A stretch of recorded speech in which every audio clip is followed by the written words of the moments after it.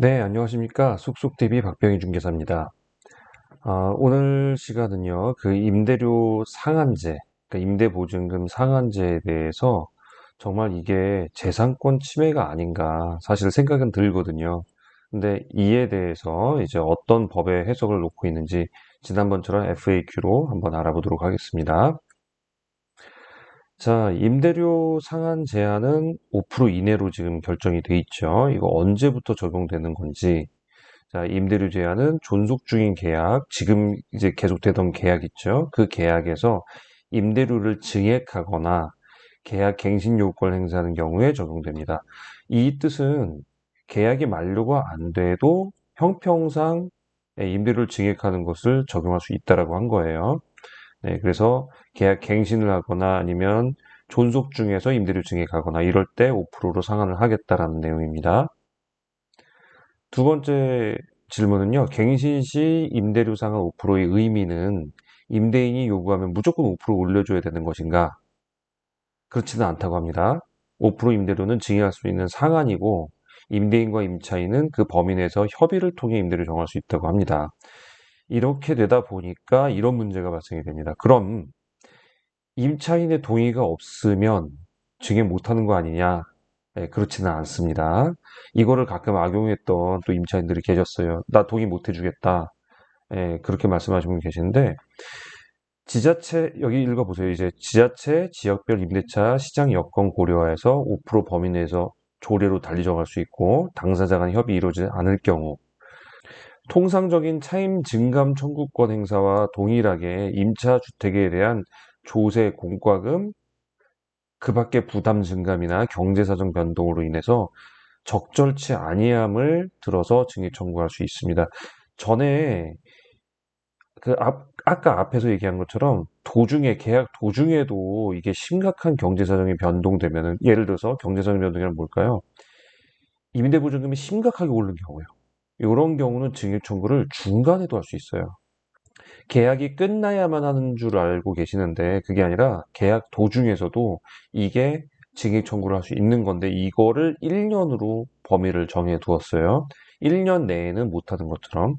자, 그리고 분쟁 조정 절차를 통해서 요건이 충족된 것으로 인정되잖아요. 이거 인정되면요, 증액됩니다.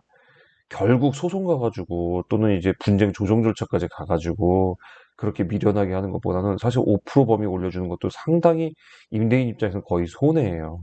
그러니까 이런 부분까지는 사실 임차인분들이 안 건드렸으면 좋겠어요. 자, 세 번째 질문은 임대인과 임차인 합의로 5%를 초과하는 갱신계약 할 수 있는지. 할 수 있습니다. 예, 사적 계약 자유의 원칙에 의해서 할 수 있는데 대신에 이런 경우 5%를 넘겨버리면 계약 갱신 요구가 아닌 새로운 계약으로 보게 됩니다. 그래서 새로운 계약이다 보니까 다시 2 플러스 2년이 다시 시작되는 거죠. 그러니까 올리려면 아예 제대로 올리고 대충 올릴 것 같으면 그냥 5% 내에서 계약 갱신 마무리하는 게 좋습니다. 자, 네, 그거에 대한 내용 얘기한 거고요. 금방 말씀드렸고요.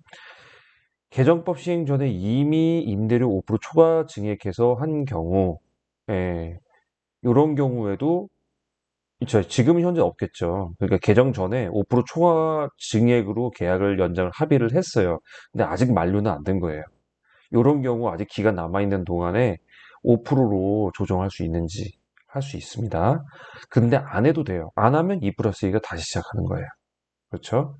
네, 여기까지가 이제 임대 상한에 대한 얘기인데요. 임대 보증금 상한에 대해서.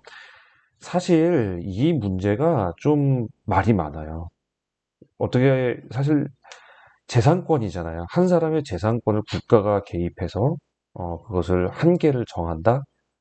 사실 미국이나 이런 선진국에서는 꿈도 꾸지 못하는 생각이에요. 근데 우리나라에서는 이게 적용이 되고 있다는 게 좀 안타깝습니다.